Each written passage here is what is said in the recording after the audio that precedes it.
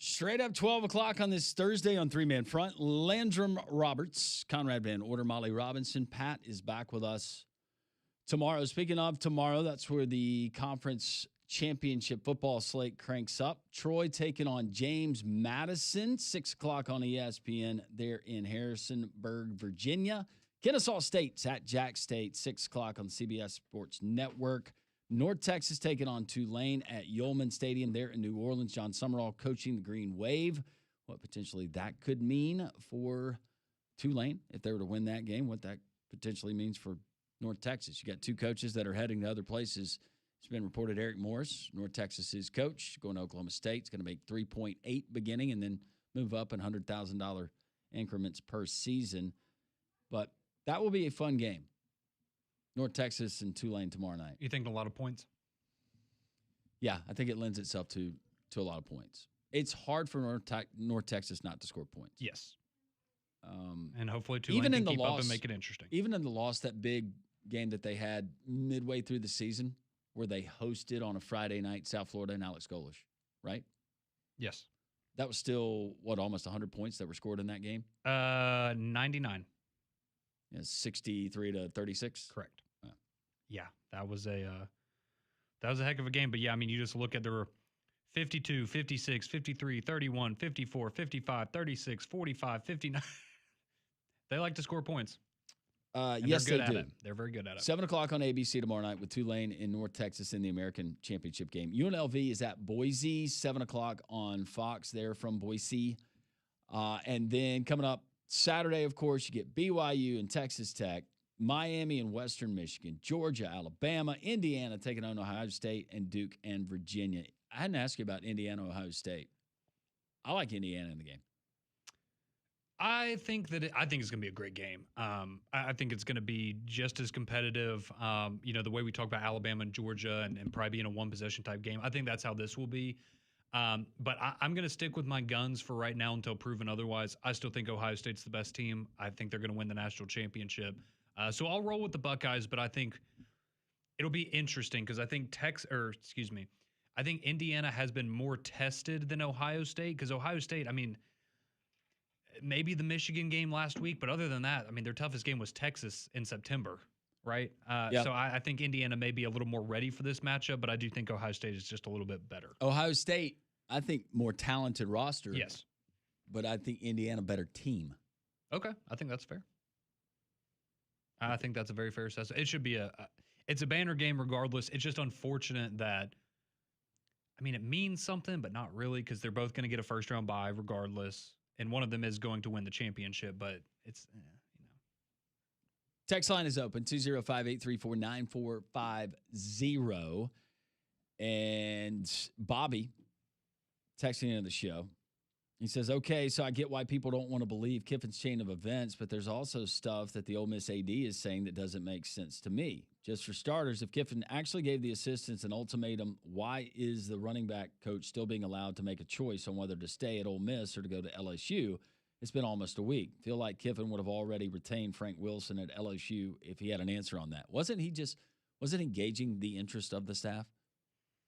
Yeah, I mean, I don't think anybody that wasn't in that building actually knows, the details of it. If the ultimatum was real, how serious it was, if it was something that was brought up. But yeah, I mean, I can see there being inconsistencies on both sides, but I also look at, Charlie Weiss Jr. is going back to coach Ole Miss in the playoff, and he was on the plane to Baton Rouge with Lane Kiffin. So, like, if he gave him an ultimatum, it's interesting that you would give him that ultimatum and then he was still allowed to go back and finish things out for the playoff. It's a bizarre situation all around. But I get where Bobby's coming from. This we know Coach O and the interest, the friendship that he has with Lane Kiffin. And James is asking, have we heard what Coach O is going to do or be doing on Kiffin and his staff? No, he has not officially been named to the staff. No, that was just something that was thrown out there. At this point, though, if LSU, you've given Lane everything else. You're going to pay him a bonus for whatever he was set to receive at Ole Miss, all of this other stuff. Do you allow him to bring Coach O back? See, if you're Lane, and that's a good point, right? Because if you're LSU, you've already bitten the knee, so you're kind of at the point you just have to continue doing that. But if you're Lane, is it almost let's just see what I can get away with. Let's just see how far I can push this before they eventually go, all right, Lane, we've given you a lot. Maybe enough is enough. But, I mean, we heard it in his press conference, right? Who did he call when he was driving into Baton Rouge passing the stadium? Ed Orgeron.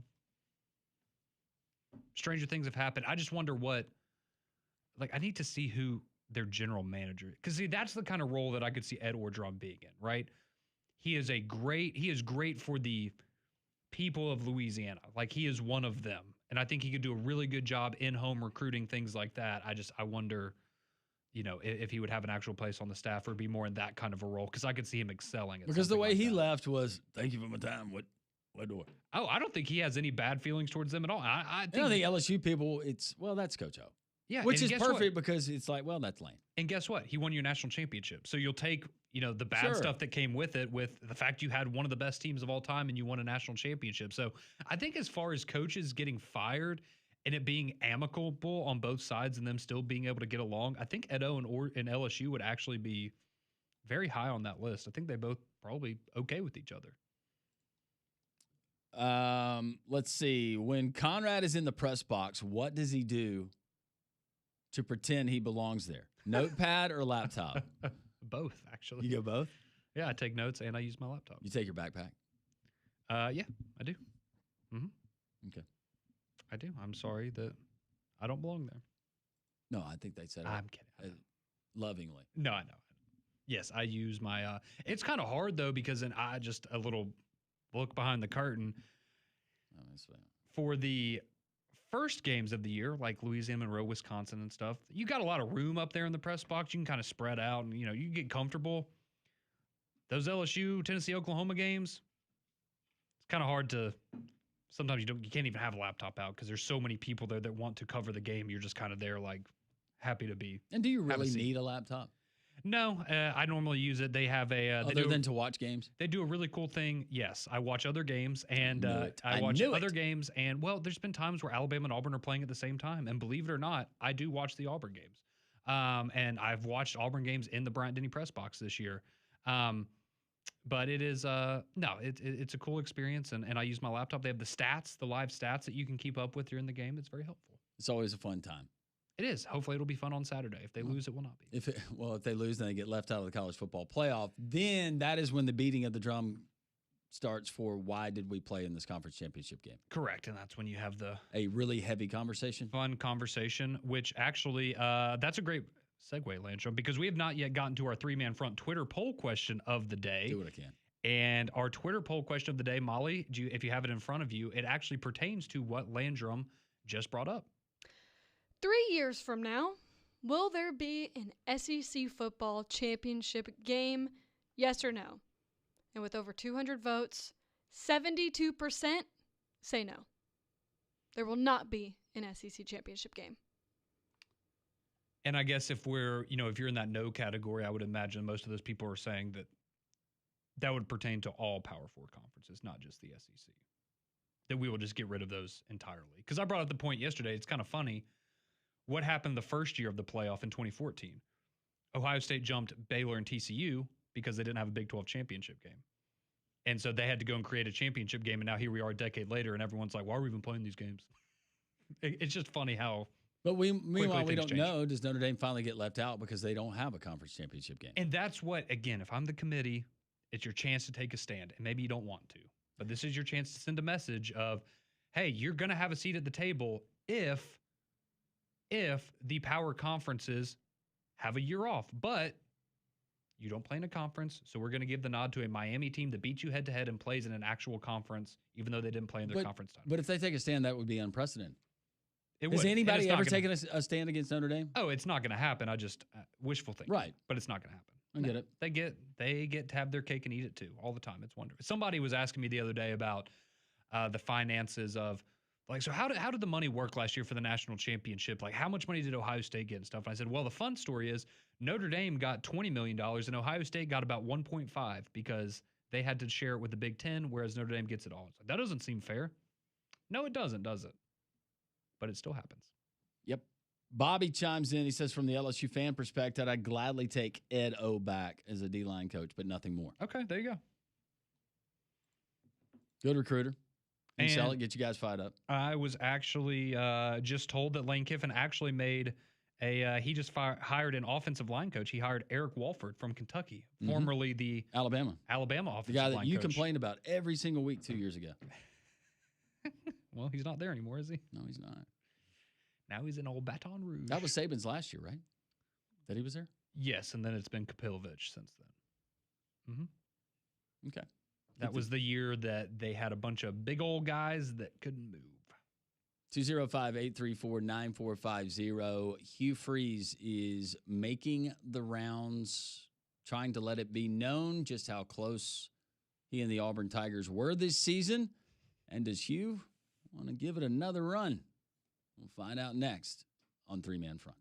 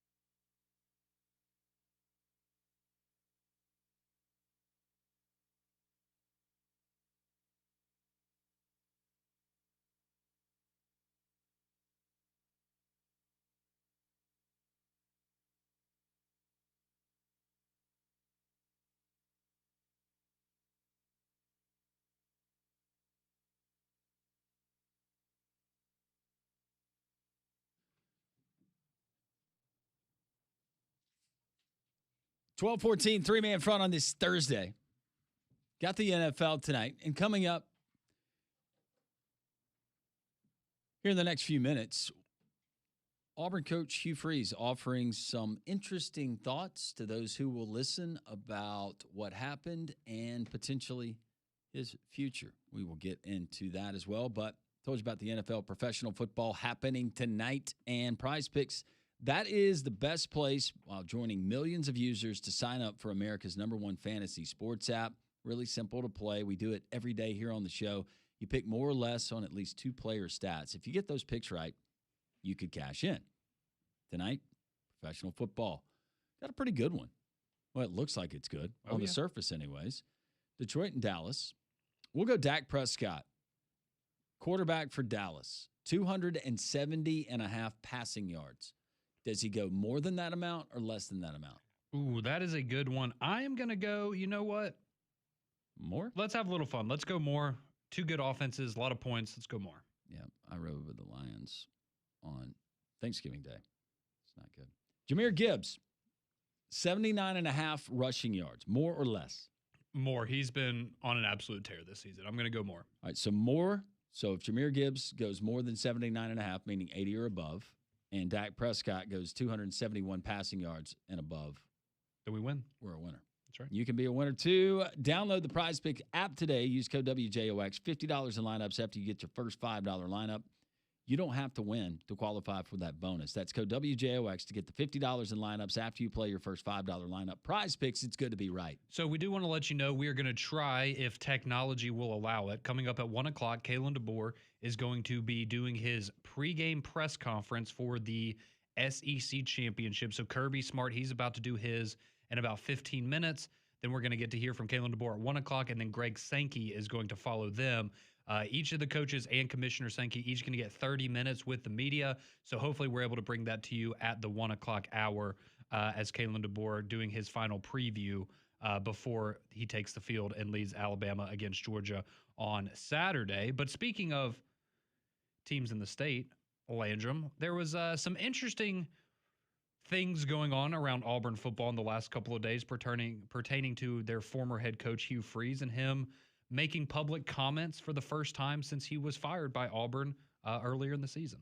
Yes, he appeared on the C-Ball Get Ball podcast with David Pollock, and Hugh seemed like he was chipper, in a good mood. That's good. Thought it was interesting. Well, it's not that you expect. Must have had a good round that morning. Maybe sorry, so. I'm sorry.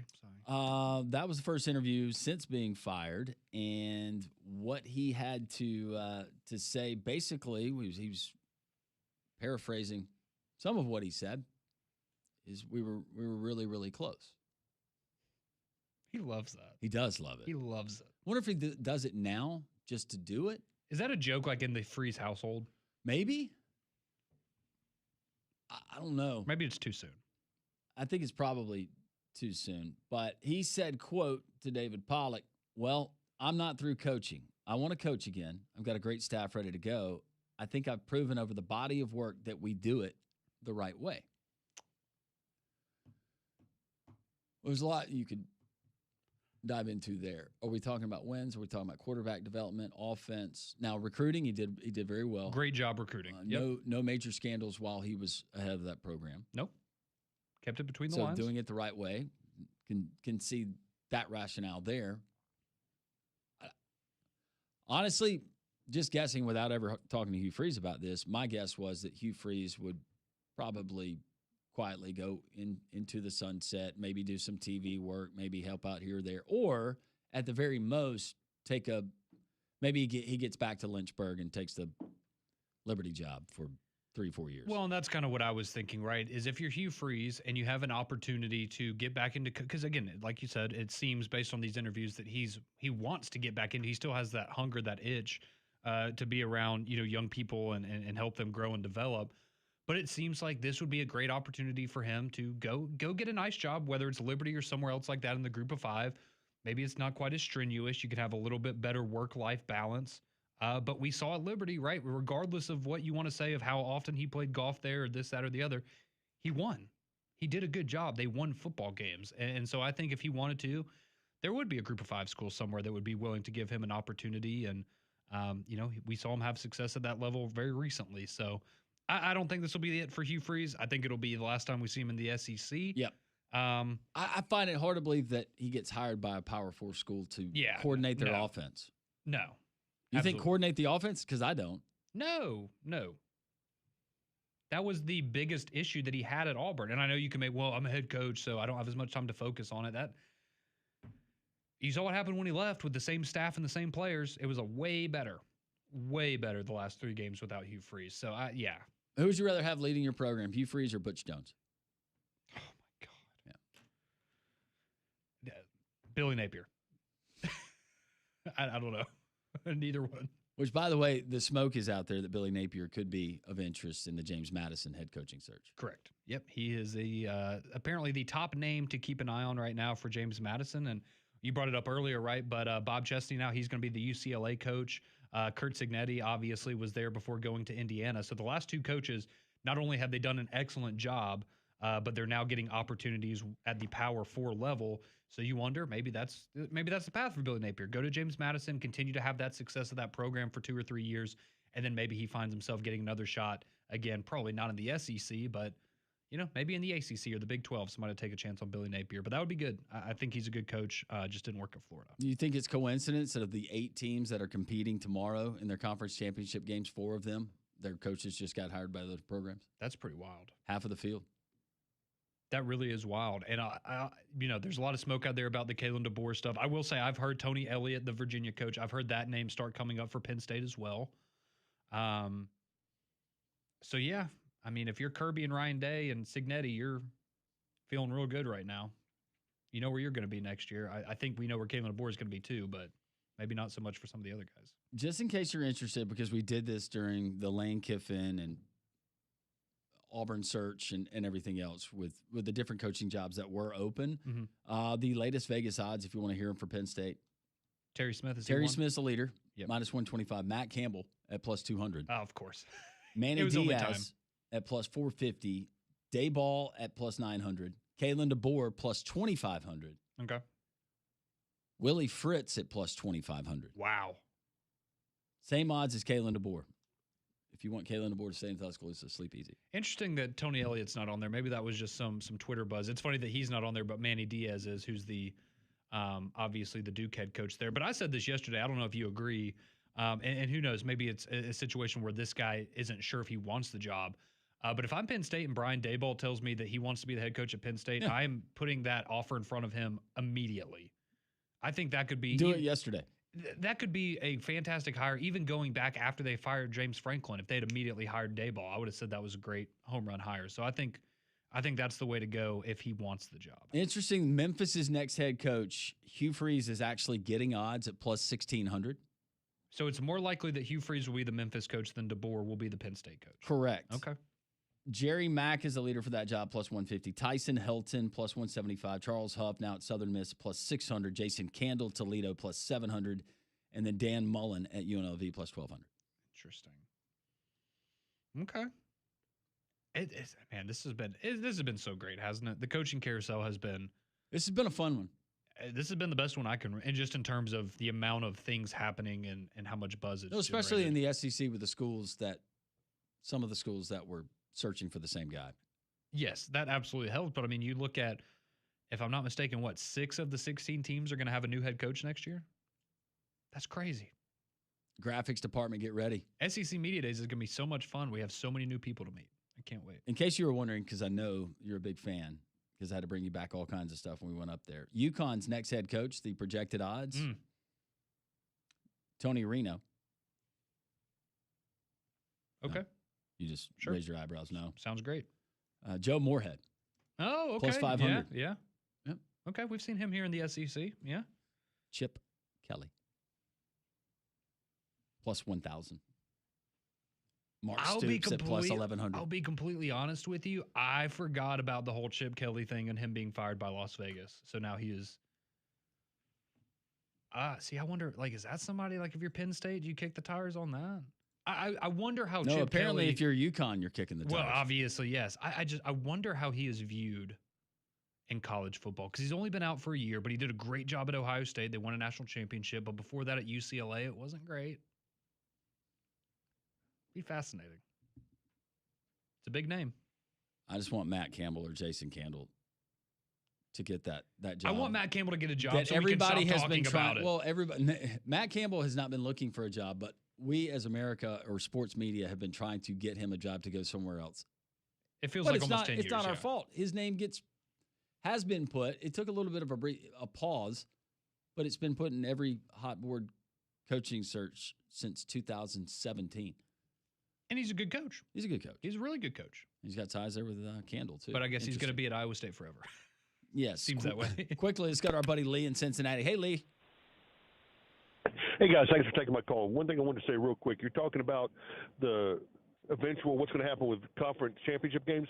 I think they are definitely going to go by the wayside. They're not going to be any more. When they came about, if you remember, Roy Kramer was looked at as a fool for bringing it up in the first place with Florida and Alabama play, because he said that everybody was saying that it wasn't going to work, but it actually helped solidify Alabama's place as the best team in the nation. But that was back before the playoffs.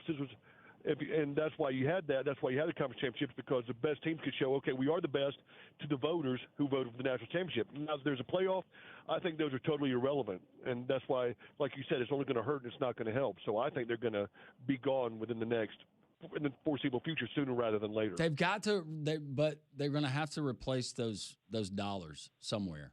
So I don't know what that looks like. Extra round of the college football playoff, play-in game. Yeah. You're already adding the conference game. I don't know how much that's going to help, but you're going to have to do something, because there is a lot of corporate money that is tied up in that championship, in particular in Atlanta. Understand this. I love the conference championship game, because Florida's first national championship they won with Steve Spurrier, they wouldn't have ever even made it to the game. Florida State had already agreed to play the winner of the SEC championship game. They thought it was going to be Alabama in the Sugar Bowl, and Florida State was ranked number 1, Alabama was 2, Florida was 3, Arizona State was 4. I don't know, something like that. Florida beat Alabama, and so that way they moved in and was able to play Florida State, who was number 1 team in the nation, and beat them, and that's why they won their national championship. So I love conference championship games. Don't get me wrong, but I just think now, like I said, they're going to go the way of the dinosaur. They're not needed any longer for what they were originally made for. But what was the knock on them? What we used to say about some of the conference basketball tournaments, like, why are we doing it? It's a waste. Well, if you ask Alabama in this scenario, this conference championship game does mean a lot. It means you continuing to play. BYU and Texas Tech. What means a lot to BYU. Yep. It does have an effect this year. Yes, it does, and I think it would continue to have an effect, but I think it also has a bit larger possibility now of a detrimental effect, and that's the exact thing that big colleges, who are usually there, the big names, don't want at all whatsoever. Yep. Lee, we appreciate the phone call as always. Thank you, sir. Join us anytime. Southern gentleman, Brett Norsworthy, he's part of the Ole Miss radio crew. What happened with Lane moving forward? Feeling good about Pete Golding, college football playoff discussion, and more. He's next on Josh.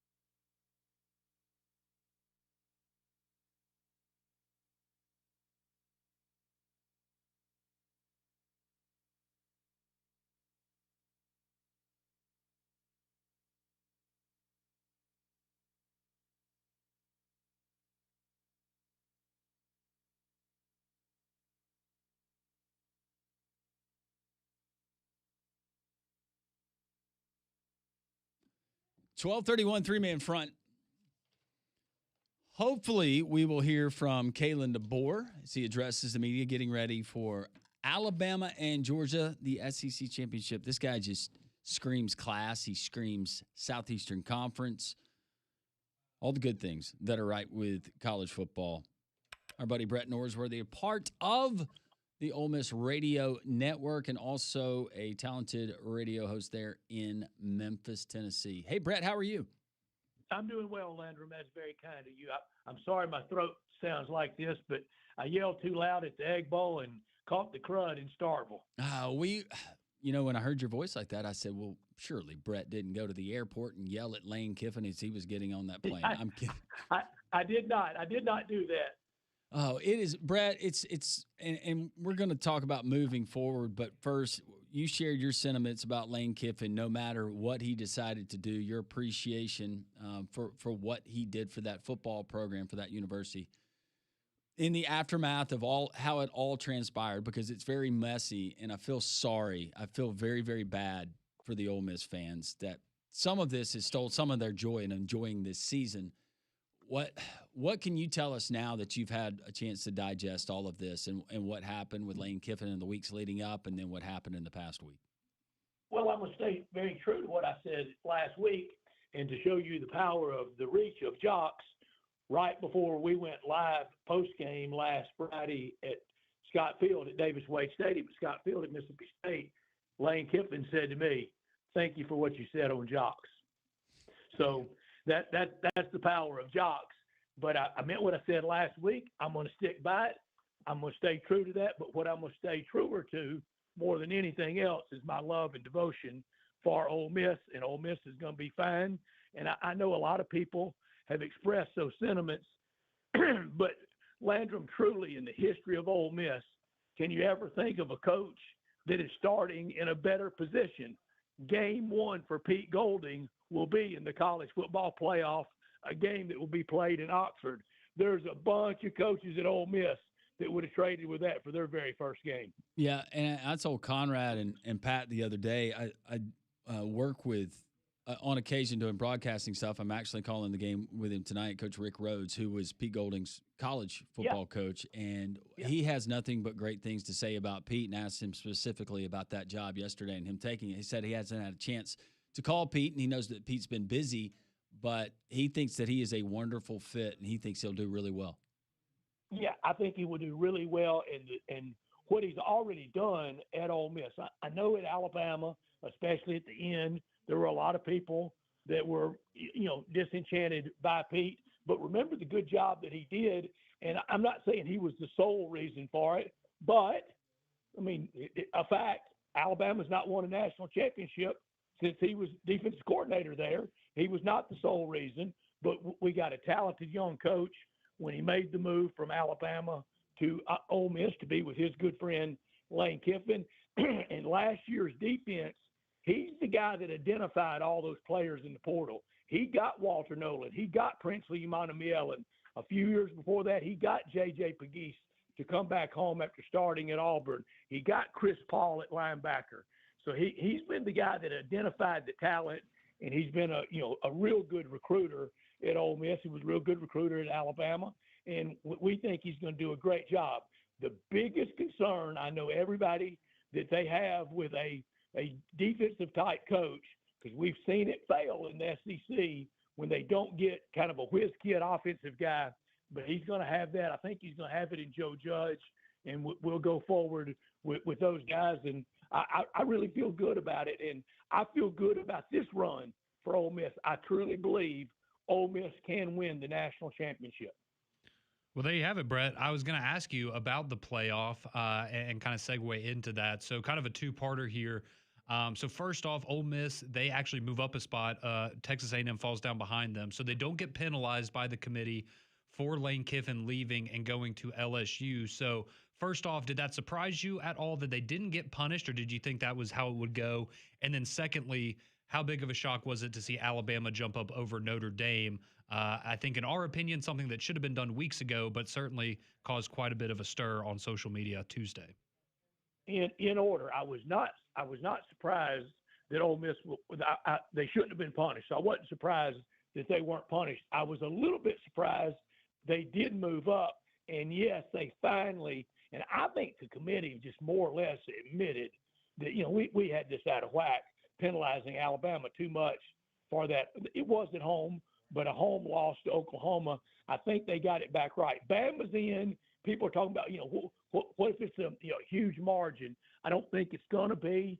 But even if it is, I think Bama's in, because do we really want to set that precedent, Conrad, of if you make it to a championship game and then you get penalized? I don't think we should. I don't think they will.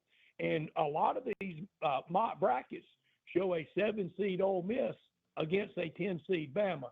Now, Bama would be 10-seed if they lost. If they win, I think Bama should get in the protected seed and have the bye and go right into the quarterfinals, the Elite Eight, into the bowl system. Brett, and we've had this conversation for the people that are beating the drum on do away with conference championship games. Do we see that? That's part of our Jocks Twitter poll question today. There's a lot of money that's tied up into it. I know there's traditionalists go ahead and play the game. The impact, it could certainly help Alabama. We don't know if it would hurt Alabama yet. I think I'm like you, it would be a terrible precedent. But for conference championship games, do you see them going away sooner rather than later? I hope not. I don't want it, because look at this year. I want somebody to win it on the field of play, and we're going to get that Saturday in Atlanta. And Landrum, you know the number of times you asked me during the year, who do you think the championship game would be? And I would always say, I'd go back to my default, and my default was my pick at Media Days in Atlanta, and that was Bama, Georgia, Bama. And my pick then was Bama to win it all. I thought they would lose the regular season game and then win the conference championship game, win the SEC, win it all is what I meant, not the national championship. And that's going to maybe happen opposite. But I don't want to get rid of it, because this year we had a 4-way tie for first. We had A&M, Ole Miss, Georgia, and Bama. I don't want that left just to fill in the blank and everybody kind of claim one like national championships from long ago. I want it always decided on the field. Brett Norsworthy of the Ole Miss Radio Network. He's joining us here on the Higginbotham Hotline on Three Man Front. We always enjoy our visits with Brett. I did want to ask you, because, obviously a lot of the coaching news with Lane Kiffin and Ole Miss and LSU has dominated things. But here in our state, the big news was Auburn and their decision to hire Alex Golesh on Sunday after the Iron Bowl. They are retaining DJ Durkin as defensive coordinator. Brett, I was just kind of curious what your thought was for the future of Auburn football, now moving on from Hugh Freeze and Alex Golesh taking over that program. Oh, just some great moves all around. Now, I do not know Alex Golesh at all, but do know DJ Durkin very well. And I've been a staunch defender of his on and off the field, to the last remaining person that wants to crack on DJ Durkin, who wants to heavily criticize DJ Durkin over everything at Maryland. I'll tell them this story. I don't know if they still continue this, but for years, first of all, I don't want to hear any media member criticize DJ Durkin and they just say that Maryland player and not even know his name. His name was Jordan McNair. It was a horrible, horrible occurrence that cost him his life. DJ Durkin had nothing at all to do with it, so much so that his parents stayed so close to DJ Durkin for years after that. Wherever he was coaching, they would go to about a game, maybe two a year, wherever he was coaching. People have to move on from that. And DJ Durkin he's held himself up well. He probably, if he had won the Iron Bowl, he would be head coach of Auburn. So I think Auburn's making a really good move with what we know Golesh can do on offense, and we know what Durkin can do on defense. I think Auburn's really got their house in good shape. But I don't want to hear any media criticize DJ Durkin if they can't even recall the young man's name. It was Jordan McNair, and it was a horrible accident. Very well said, Brett. And on a side note, I've got family members that have gotten to know the Durkin family and speak the world of them. And think that they're great people, and echoing your sentiments. I know it. DJ Durkin, I wanted him as head coach at Ole Miss when we were debating whether or not to keep Matt Luke. I was fine by keeping Matt Luke, especially in those circumstances. But I wanted DJ Durkin back then. I think he is a great coach and a really good man. What does Penn State not having a coach tell you about maybe the state of that program? Is that more about a Penn State thing, or do you think it's more of a Big Ten thing? Well, it tells me don't tug on Superman's cape. When Jimmy Sexton, who represented James Franklin, is asking them, beseeching them, don't do this to him in season. You can wait to the end of the year. And they insisted on doing it and insisted on trying to embarrass James Franklin. And I think Jimmy Sexton was in his right to say, I'll make sure you never get a coach. And you got to go through me. And it's rare for him to really throw that cloud around. But I think he did with Penn State, and good luck to so many people out there that want to criticize Jimmy, a good friend of mine that's been great to me and to my family. To people that want to criticize Jimmy, he's representing his clients. That's his number one job. They don't have to pay this money. They don't have to sign these contracts. But if you want to get a good coach and you want to get a staff, you've got to go through him. In Penn State, they tugged on Superman's cape, and look what it's gotten them. All right, Brett, I did want to ask you, I know we talked a little bit about Alabama and Georgia when we were discussing the future of conference championship games, but I did just want to know from your perspective, if you want to give a prediction, that would be great. But when you look at this game, how different or how similar do you think it will be to the first matchup we saw in the regular season? Because it's been a lot of time between now and then. Both teams are pretty banged up. Do you think it's going to be very reminiscent of that first game, or maybe a little different in how the game will play out? I think it'll be a little different. I think it will be less scoring. That game ended up 24-21. The record low points for an SEC championship game for the two teams combined is 33. That was Georgia defeating Arkansas 30-3. I think this one goes under that 17-14, 17-10, 14-13, something like that. And the national commentariat will be, look at that old boring SEC. No, it's not. We still play defense, and championship teams play and win on defense. And no, I'm not scared of making a pick, and it's why it's my I ain't scared lock of the week. It's Alabama winning 17-14 over Georgia. Oh, crank up the music. Yes, Brett. Yes. All right, now I feel good about going to Atlanta. Yes. You're Conrad Superman. That's right. You should, Conrad. And you know, Georgia's got a good team, but how long can they play it that close to the end in the fourth quarter? And I love Kirby Smart. I love what he's done, but he still looks across that sideline, and even though he's not there, he's still seeing Nick Saban and Kalen DeBoer. He can't beat him. All right, that was a great prediction. I'm going to press you here on the air. Do you have any more? Because we do have some outcomes that could cause chaos and shakeup in the college football playoff. Any more that you had maybe your eye on as a candidate for your I Ain't Scared? No, I think Texas Tech takes care of business against BYU again. That score was not indicative of what a rout that was when they played them just a few weeks back. Indiana winning straight up over Ohio State, I think definitely could happen. If it does, it will be the first Big Ten championship for Indiana since 1967, and they haven't defeated Ohio State since 1988. Beat them in 88, and then Indiana came to the Liberty Bowl that year and put it on South Carolina. Brett, can we get, before you leave, clarification? What's going on with Juice? Juice, I know this may come as a shocker to people, but he never really could tweet. Oh, really? I thought that was him with the tiger opposable picture thumbs. yesterday. No. That's not. And Juice was Well, kind that's of disappointing. He was kind of a composite figure and good fun. And I know sometimes people can't believe this in a kind of a Worldwide Wrestling Federation type thing. Juice really never happened. Wow. My reality is shattered, Brett. My reality is shattered as well. Well, it was shattering to me one time when I was little, when I saw two Memphis wrestling antagonists, when I saw them at a pancake house outside of my hometown, sitting down with each other. and they were eating breakfast with each other. And then the following Saturday on Studio Wrestling, they were going at it against each other. Sometimes in sports, everything's not real. That's a great analogy. I thought you were going to say sharing a bowl of spaghetti together at a nice bistro, and then you saw change the way you looked at those two. Just pancakes. Just pancakes. That was it. Brett, we always appreciate the time. I mean, it was crushing to a 10-year-old Brett to see Jackie Fargo sitting there with Bearcat Brown. Brett, love you so much. You're great.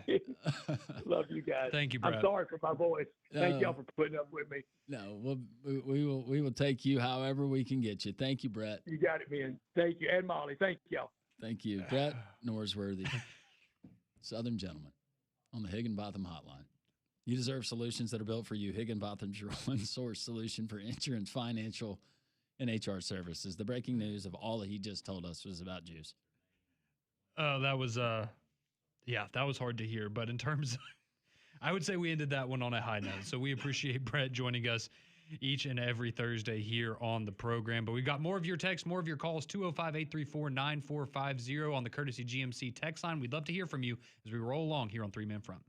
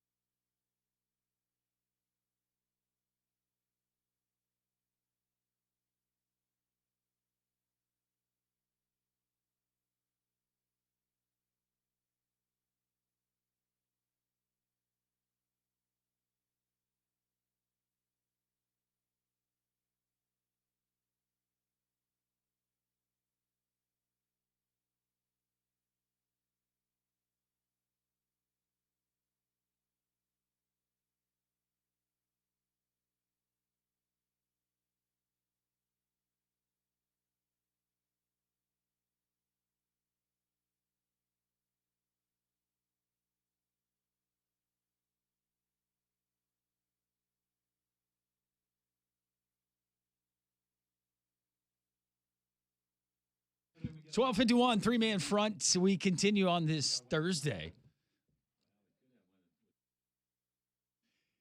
Kalen DeBoer hopefully addressing the media coming up at the top of the hour around that time as we get ready for Georgia and Alabama. 2.5-point spread right now, Conrad, was the latest check, Yes. I believe. Mm-hmm. A lot of public money is going heavy on the Georgia Bulldogs, which maybe that bodes well for Alabama. Yeah, I was telling you before the show, I was listening to I guess like a handicapper last night, and he was kind of explaining how a lot of the sharp money seems to be leaning towards Alabama, and a lot of the people who, again, make a living off of this, that they are seeing a lot of the sharp money going towards Alabama and in a convincing fashion. So again, it doesn't really mean anything. The game's going to be played on the field. We know it's not played on paper or on an odds board, but worth keeping in mind, perhaps, if you're interested in some extracurriculars around the game. Also, if you're